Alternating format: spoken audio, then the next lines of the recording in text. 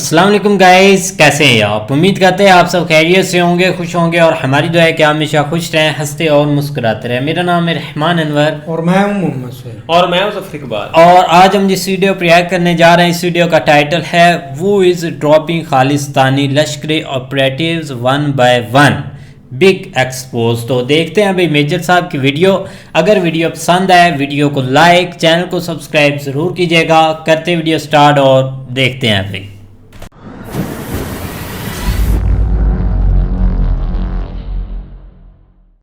पूरी दुनिया, कोई मोदी जी के पैर छू रहा है, कोई कह रहा है ही इज द बॉस, कोई कह रहा है कि India is the leader of the global south. पूरे अफ्रीकन यूनियन 55 देशों को G20+1 G21 कर। खाने को खाना नहीं है, खाने को खाना नहीं है, दाल में दाना नहीं है। शेर हो गया देखो खान। अब ये फोन करके जो प्रबंधक कमेटी वाले हैं इनको बोल देंगे कि जी अगली बार आप लंदन आ रहे हैं, हम आपके लिए टिकट भेज देते हैं कि यार किसी तरीके से मैं अपने परिवार का पेट पाल सकूं। इसके अलावा उनका कोई दूसरा मकसद नहीं है। जय हिंद दोस्तों, मैं हूं मेजर गौरव वारिया और आप देख रहे हैं द चाणक्य डायलॉग्स। इस वीडियो को लाइक करिए, हमारे चैनल को सब्सक्राइब करिए, बेल आइकन दबाना बिल्कुल मत भूलिएगा। अच्छा दोस्तों, कमालुद्दीन को किसी ने निपटा दिया। कमालुद्दीन है कौन? यह है हाफिज सईद का बेटा। हाफिज सईद के बेटे को किसी ने निपटा दिया, ऐसा सुनने में आया है। देखिए, कमालुद्दीन सईद यह है हाफिज सईद का लड़का। 26 सितंबर यानी कि मंगल को इसको पेशावर में कोई लोग आए, कुछ आए होंगे सादी वर्दी टाइप के लोग, और इसको गाड़ी में उठा के ले गए। ठीक है जी, गाड़ी में बैठा के ले गए। अब ये मिल नहीं रहा है और काफी जो जर्नलिस्ट हैं, काफी जो पत्रकार हैं पाकिस्तान के, जिनका ISI भी सोर्स है और जिनका ये भी सोर्स है वो भी सोर्स है, ठीक है, उन सब लोगों ने बोला है कि ISI को भी नहीं पता कहां है ये। ISI कहता पता नहीं कहां गायब हो गया, हमें नहीं पता। Right, okay, number 1। नंबर 2, ये कई सारे लश्कर तैयबा के लोग पाकिस्तान में मारे जा चुके हैं और एक जो पाकिस्तान में जिहादी सर्कल्स है ना, यानी कि जो जिहादी एक्टिविटीज में इन्वॉल्व रहते हैं लोग, उनके बीच में बड़ी एक जो खुसफुस चल रही कि यार कमालुद्दीन को किसने निपटाया होगा, किसने पकड़ के। अब शक की सुई तो जाहिर सी बात है इंडिया की तरफ है। इनकी हर चीज होती है, किसी का पेट खराब होता है, बारिश होती है, सब इंडिया दी साजिश है, रादी साजिश है। लेकिन अब कमालुद्दीन को निपटाया किसने दोस्तों, यह बहुत बड़ी बात है। इसके ऊपर मैं विस्तार से बात करूंगा। तीसरी चीज है कि बोला कि साहब ये एक अफवाह भी हो सकती है। ये एक तीसरा पॉइंट ऑफ व्यू है कि ये अफवाह भी हो सकती है और उसको ISI ने छुपा के रखा है कहीं पे। अब मैं आपको बताता हूं कि चक्कर है क्या। देखिए दोस्तों, ऐसा है कि मैंने पाकिस्तान फोन करा और ऐसी बात नहीं है कि किसी ने फोन उठाते ही मुझे बता दिया हो कि मेजर साहब ऐसा है, लेकिन जब 2 4 5 लोगों से आप बात करते हैं ना, आपको एक पैटर्न पता लगता है। और मैं आपको बताता हूं कि पाकिस्तान में अभी डर का माहौल बहुत ज्यादा है, खासतौर से जिहादियों के बीच में, क्योंकि कोई है जो इनको निपटा रहा है और जो इनके भाई हैं, कोई खालिस्तानी जो बाहर हैं, कोई उनको निपटा रहा है। और इनका यह मानना है, मैं पाकिस्तानियों की बात कर रहा हूं, इसमें मेजर गौरव वारिया का कोई अपनी सोच, अपना एनालिसिस नहीं है। इस वक्त मैं आपको सिर्फ वो बता रहा हूं जो पाकिस्तानियों ने मुझे बताया है, ठीक है। इसमें मैं अपना एनालिसिस नहीं दे रहा हूं फिलहाल, फिर मैं बाद में अपना एनालिसिस दूंगा। पाकिस्तानियों का यह मानना है दोस्तों कि जो लश्कर वालों को पाकिस्तान में मार रहा है और जो खालिस्तानियों को कनाडा में मार रहा है, वो बंदा, वो ऑर्गेनाइजेशन, वो एजेंसी एक ही है। पहली चीज, वो एक ही है, यानी कि इन दोनों का दुश्मन एक ही है। काफियों ने मुंह पे बोल दिया कि साहब ये तो रा करवा रहा है, रा दी साजिश है। मुझे ऐसा लगता नहीं दोस्तों। अब मैं अपना एनालिसिस देता हूं। मुझे ऐसा लगता नहीं है कि रॉ इनको निपटा रही है। उसका कारण है, मैं आपको एक कारण भी बताता हूं ना। हर चीज के पीछे एक, ये सुनने में बड़ा अच्छा लगता है कि रॉ वाले गए और ठक ठक ठक, ऐसा असल जिंदगी में होता नहीं है। और उसका कारण है भारत की एक पॉलिसी है, और वो पॉलिसी बहुत प्यारी, बहुत अच्छी है। वो पॉलिसी है क्या? लोग अक्सर कहते हैं ना, पाकिस्तानी अक्सर कहते हैं, मैं आपको एक परिप्रेक्ष्य, एक खास, जिसको कहते हैं कॉन्टेक्स्ट अंग्रेजी में, मैं कॉन्टेक्स्ट में समझाने की कोशिश करता हूं और आप भी वैसे ही समझिएगा कि बड़े लेवल का गेम कैसे हो रहा है। ये बहुत बड़े लेवल का गेम है। ये कमालुद्दीन शमालुद्दीन जैसे कीड़े मकोड़ों की बात नहीं कर रहा मैं नेशनल, इंटरनेशनल, कनाडा इधर, भारत इधर, US इधर, ये पूरा चाइना वाइना रशिया का पूरा एक बहुत बड़ा गेम चल रहा है। देखिए, भारत की डिप्लोमेसी एक खास लेवल पे है दोस्तों। पूरी दुनिया, कोई मोदी जी के पैर छू रहा है, कोई कह रहा है ही इज द बॉस, कोई कह रहा है कि India is the leader of the global south, पूरे अफ्रीकन यूनियन 55 देशों को G20+1 G21 करवा दिया मोदी जी ने, बोला थैंक यू, चलो डन। इस लेवल पे जब भारत का गेम चल रहा है, ठीक है, फिर पाकिस्तानी ये कहते हैं, अब मैं पाकिस्तान पे वापस जा रहा हूं, पाकिस्तानी ये कहते हैं कि भारत जो है वो तहरीक तालिबान पाकिस्तान को किसी ना किसी तरीके से दाएं नहीं तो बाएं नहीं तो 2 रुपए ऊपर से 3 रुपए नीचे से देने की कोशिश कर रहा है, ऐसा पाकिस्तानी कहते हैं। ठीक है, उनको हथियार देता है, उनको गोला बारूद देता है, उनको बोलता है इसको ठोको उसको ठोको, और जो टीटीपी है वो अपने जो मालिक हैं जो उनका पैसा देते हैं उनका हुक्म बजाता है टीटीपी। ये पाकिस्तानियों का मानना है, आम पाकिस्तानी का, ये बेवकूफ़ हैं, इनको खुद नॉलेज नहीं है। अब मैं आपको 2-3 चीज़ें बताता हूँ। भारत की डिप्लोमेसी जब इतनी ऊंची जा रही है कि और देशों के जो लीडर हैं, हेड ऑफ स्टेट हैं, वो भारत के पैर छू रहे हैं। कोई कह रहा है मोदी इज द बॉस, कोई फलाना, कोई ऑटोग्राफ मांग रहा है, कोई कह रहा है भाई भारत से जुड़ने में ही फ्यूचर है हमारा, चाइना से निकालो, भारत के साथ मैन्युफैक्चरिंग करो। जब भारत की इतनी तूती बोल रही है तो भारत क्या ये 2-2 कौड़ी के तहरीक तालिबान पाकिस्तान के जो कीड़े मकोड़े हैं उनके साथ जाके हाथ मिलाएगा? क्योंकि अगर भारत ऐसा, भगवान ना करे ऐसा हो, लेकिन अगर भारत इनसे हाथ मिलाता है तो क्या यह बात छुपी रहेगी? क्या यह बात छुपी रहेगी? नहीं।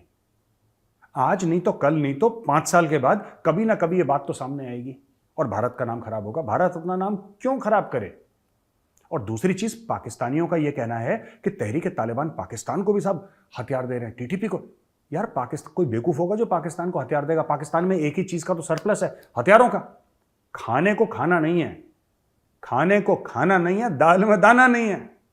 शेर हो गया देखो, खाने को खाना नहीं है, दाल में दाना नहीं है, लेकिन हथियार पूरे हैं घर के अंदर, असला पूरा है घर के अंदर। तो भाई पाकिस्तान को हथियार कौन देगा? वहां पे तो जरूरत से ज्यादा ऑलरेडी हथियार हैं। घर के बाहर गार्ड खड़ा है AK-47 लेके लोगों के। आपने कभी यहां पे देखा है?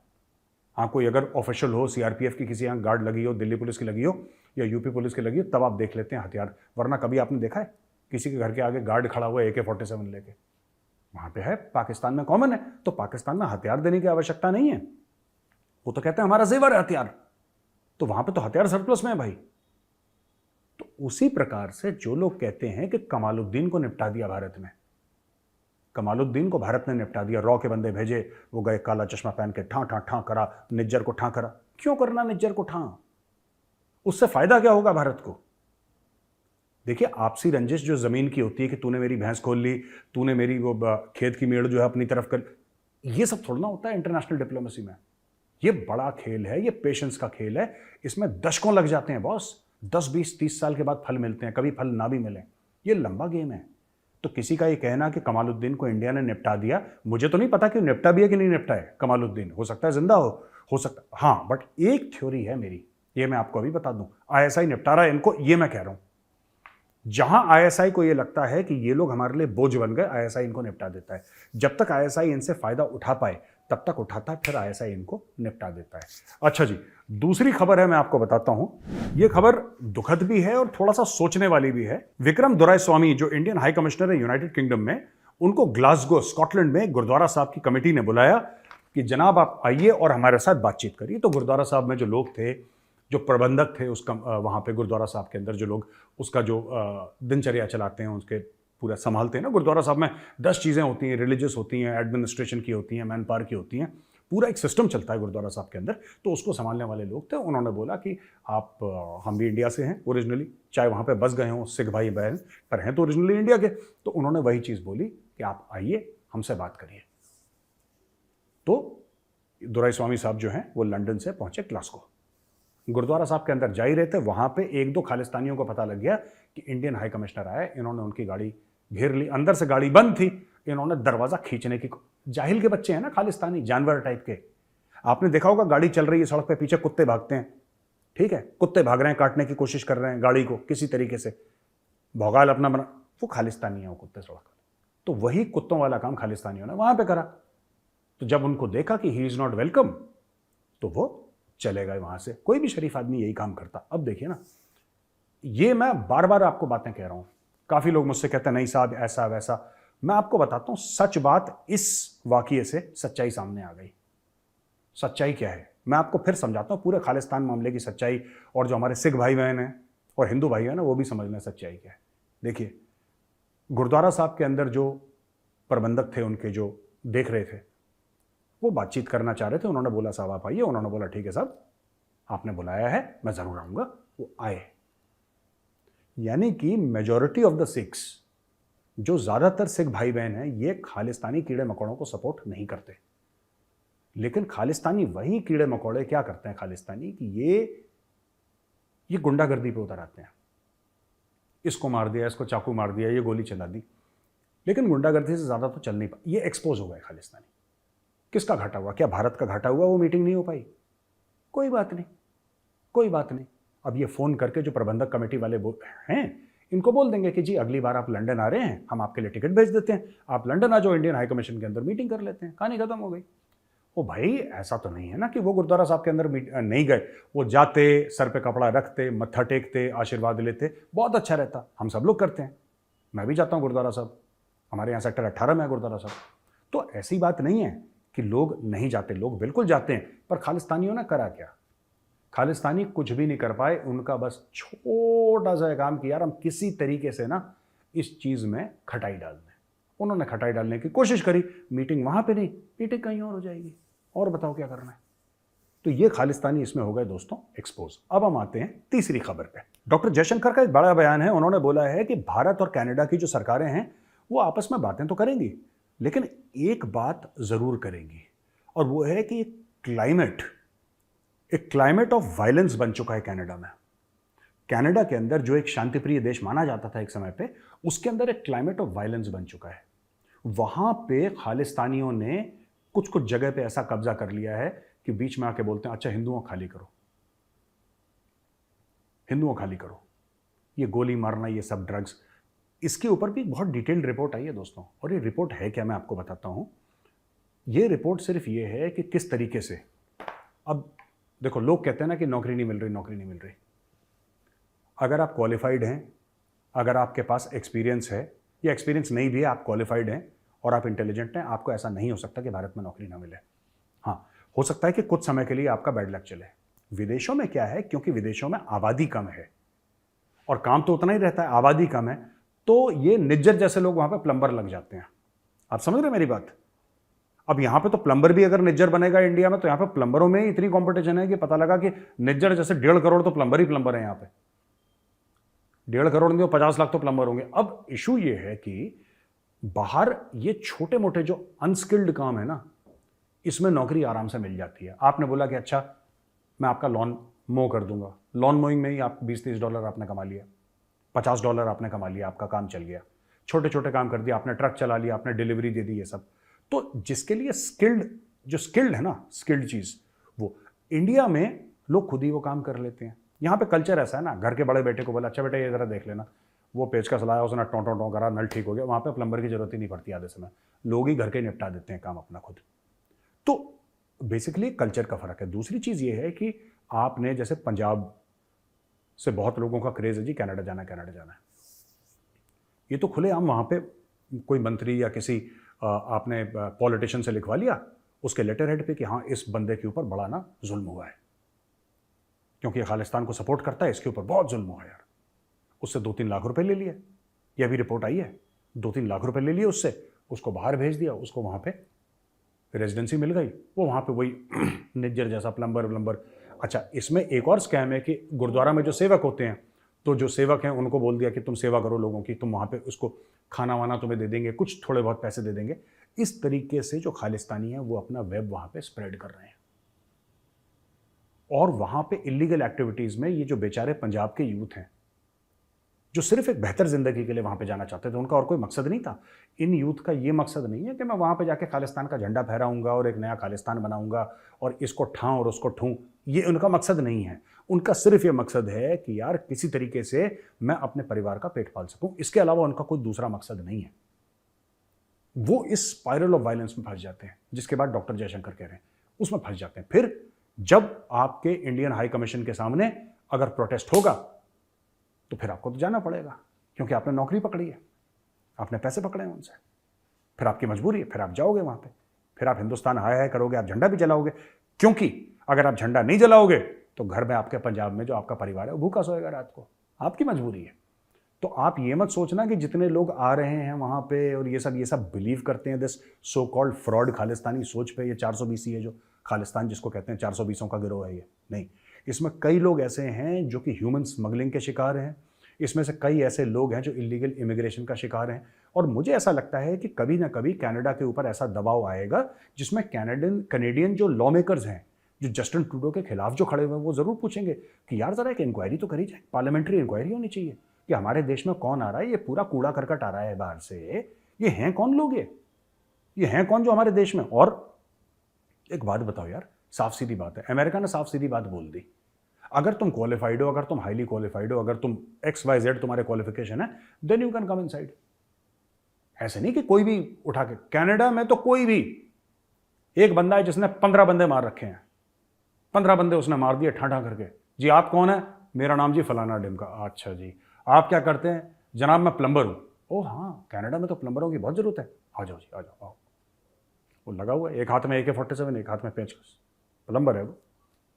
तो कनाडा ने ऐसा कर दिया। This is the climate of violence that doctor Jaishankar is talking about. और डॉक्टर जयशंकर ने कहते हैं कि साफ साफ अमेरिकन को बताया और ऐसी चीज बताई जो अमेरिकन को नहीं पता थी कि भाई हमारे कंसर्न्स क्या हैं। उन्होंने बोला अमेरिकन को, तुम तो सुनते हो कनाडा की, आज तक सुनते चले आओ, भारत की सुनो तुम। इन लोगों ने दुश्मन पाल रखे हैं। कोई देश अगर तुम्हारा दुश्मन पाले तो तुम्हें कैसा लगेगा?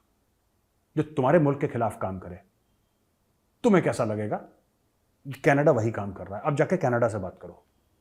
और उन्होंने बोला हम भी कनाडा से बात करेंगे, ऐसी बात नहीं कि हमारे डिप्लोमेटिक रिलेशनशिप टूट गए, लेकिन कनाडा से बात करनी पड़ेगी और कनाडा को बोलना पड़ेगा कि ये जो तुमने सांप पाल रखे हैं ना हमें डसने के लिए, ये बेटा सबसे पहले तुम्हें डसेंगे क्योंकि तुम्हारे तो बगल में रहते हैं।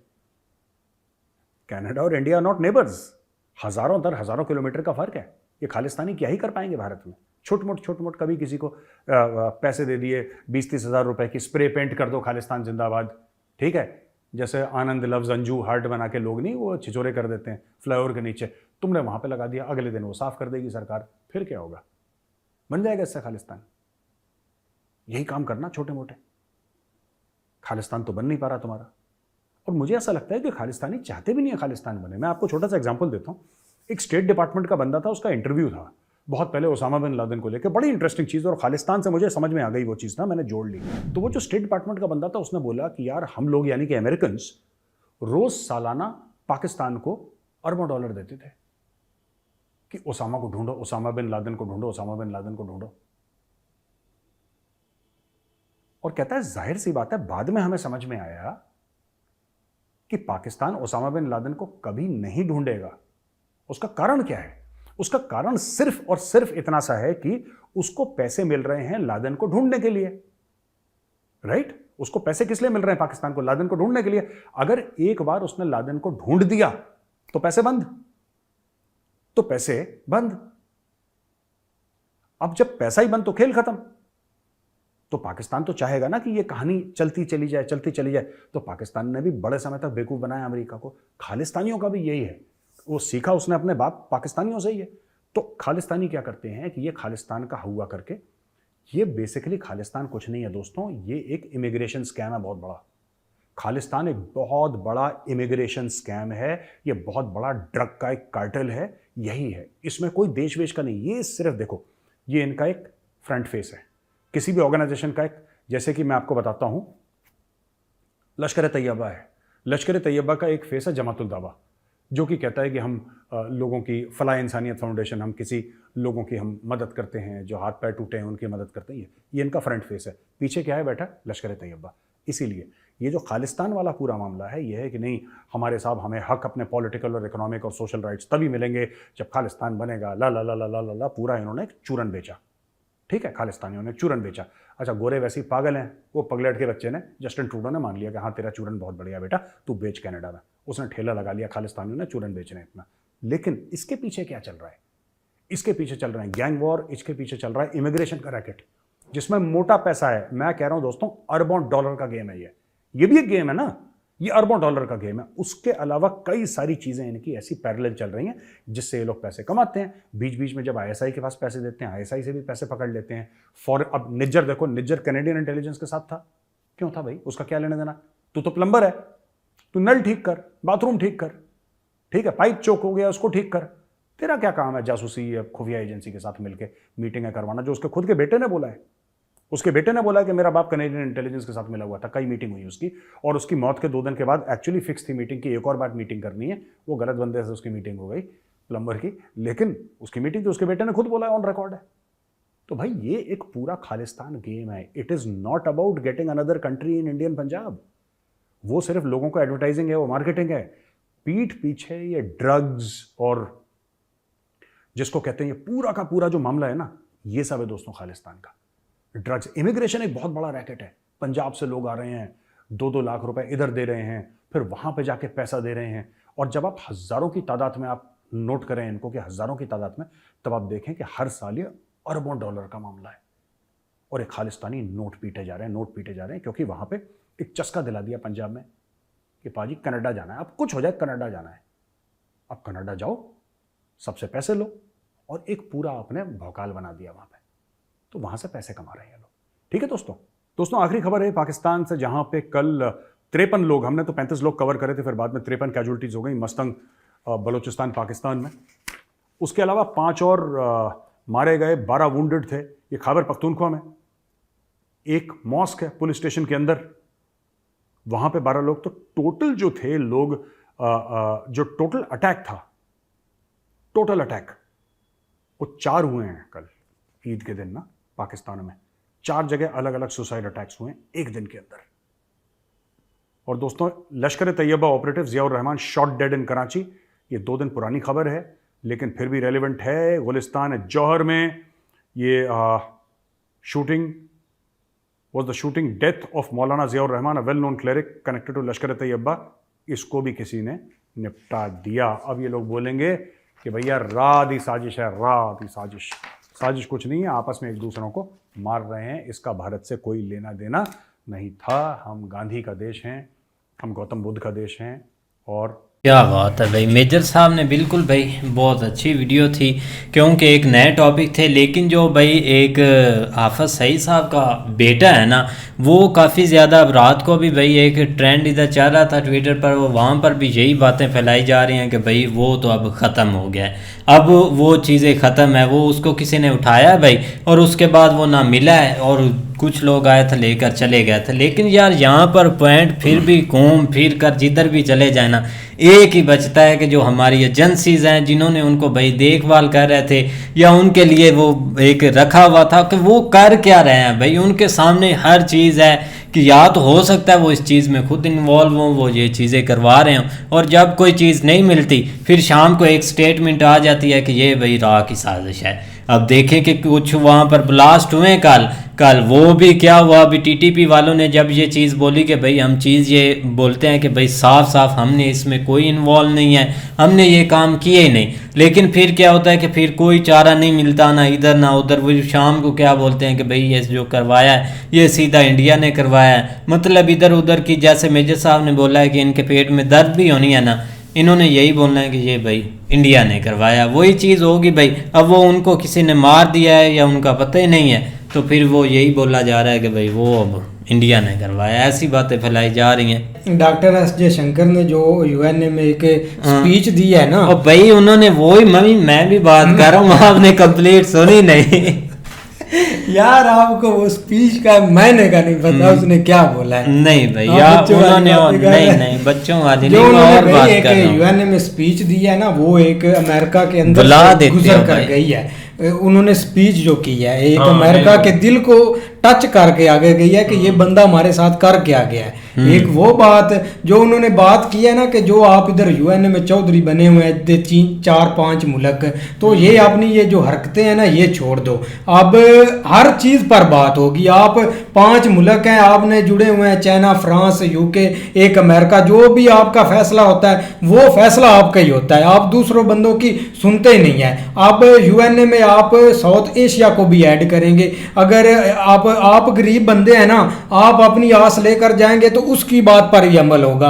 ये क्या करते हैं अमेरिका वाले के, जो एक मतलब के मसले होते हैं ना उसको एक मेंशन करते हैं और सब बातें आप नहीं मनवाते हैं। वो एक स्पीच आप इंटरनेशनल या न्यूज़ देख लें, उस स्पीच के बाद उन्होंने ऐसे ऐसे कार्टून एक लॉन्च किया है कि जो इंडिया है ये हमारी वाशिंगटन में जो एक वैल्यू है ना वो कम कर रहा है, ये ऐसे कर रहे हैं, इन्होंने कनाडा के साथ रिलेशन तोड़े हैं, लिहाजा इनको इनका एक भुगतना पड़ेगा। वो टारगेट किसको किया गया है? वो टारगेट इंडिया को नहीं किया गया, वो टारगेट डायरेक्ट पीएम मोदी को किया गया है। आप न्यूज़ देखें जाकर इंटरनेशनल की एक तबाही उधर यूएनए में मतलब कि फेर दिया। कनाडा का उन्होंने नाम ही नहीं दिया, उन्होंने डायरेक्ट बताई एक अमेरिका को है जो आप चीज़ें या जो हरकतें कर रहे हैं ना इससे आप लिहाजा बाज रहें। ये कोई पाकिस्तान मुल्क नहीं है जिसके आप डॉलर फेंकेंगे एक एम्बेसडर भी चुप हो जाएगा, प्राइम मिनिस्टर भी चुप हो जाएगा, ऐसा वैसा कुछ नहीं हो जाएगा। अभी डॉक्टर एस जयशंकर ने जवाब दिया है, तो डॉक्टर एस जयशंकर का जवाब दिया है ना कि जब आपके मुल्क को कोई नुकसान पहुंचाता है या सोचता है या प्लानिंग करता है तो आप उसके साथ क्या असर करते हैं। सही बात। तो यही चीज भाई हमारे मुल्क के साथ हो रही है, तो लिहाजा हम अपने तरीके से आप ट्रीट करेंगे, ये उन्होंने कहा। ये मेंशन किया और चीज कुछ नहीं बताई। ये छोटी मोटी जो भी उसने मतलब बड़ी स्टेटमेंट प्रेस यकीन करे वो स्टेटमेंट उनके अंदर से गुजर गई है। आप न्यूयॉर्क टाइम देख लें, न्यूज उनकी ब्लूमबर्ग की देख लें, सारों की देख लें, वाशिंगटन पोस्ट की देख लें, उन्होंने तो इतने गुस्से में पीएम मोदी पर हुए हैं। ये नहीं कि पूरा इंडिया में उन्होंने मुलव्वस किया कि हमारे रिलेशन है,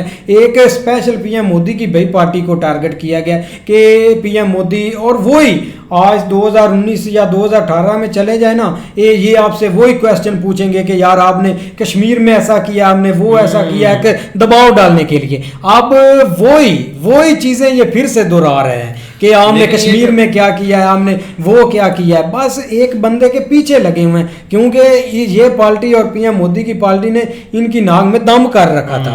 ये भूले में किसी और साइड पर सारे कंट्री थे ना, इनके पास दबाव देने के लिए और कोई चीज पहले बचती नहीं थी, ये आ जाके कश्मीर को ले आते थे कश्मीर को। लेकिन भाई इंडिया ने इस हद तक कश्मीर के अंदर चीजें कर दी है ना कि अब उन बेचारों के पास कोई पॉइंट बचे ही नहीं है। जिस तरह वहां पे भाई बहुत सारे कंट्रीज जो है ना उन्होंने इन्वेस्टमेंट की, ये एक काम किया, और उसके अलावा जो बड़ी डेवलपमेंट हुई आपने देखा ये जिस तरह अब तो भाई उसका नक्शा ही चेंज हो गया। तो ये चीज़ें जो है ना अब पहले प्रोपेगेंडा के लिए इस्तेमाल होती थी कि वहाँ पे ये चीज़ें जो है ना वो एक हो रही हैं, लेकिन ये कि अब वो उनको कोई पॉइंट वहाँ पे मिलता नहीं है। जो आप देख लें कि जिस तरह लास्ट ईयर और इसी साल भी एक जो है ना वो पता नहीं कितनी तादाद में वहाँ पे विजिटर गए हैं। तो ये चीज़ें जो है ना वो आप उस मुद्दे से तो निकल गए हैं कंट्रीज, खास कर जो है ना जिस तरह वो इलान उमर आई थी उसने भी यही चीज़ पकड़ी, लेकिन ये कि उसको आगे कुछ मिले ही नहीं था। लेकिन भाई दूसरी तरफ आ जाएँ तो मेजर साहब की बिल्कुल बात सही है कि जो ये खालिस्तान वाला सीन उठा के देख लें, या अभी ये पाकिस्तान के अंदर जिस तरह ये एक मिशन वाइट वॉश शुरू हुआ है, ये इसके पीछे कोई एक चीज़ है, चाहे वो एक अदारा है, चाहे वो एक कंपनी है, चाहे एक मुल्क है, जो भी आप कह सकते हैं, चाहे कोई एक एजेंसी है, उसका मकसद सिर्फ एक ही है, इनको ख़त्म करना।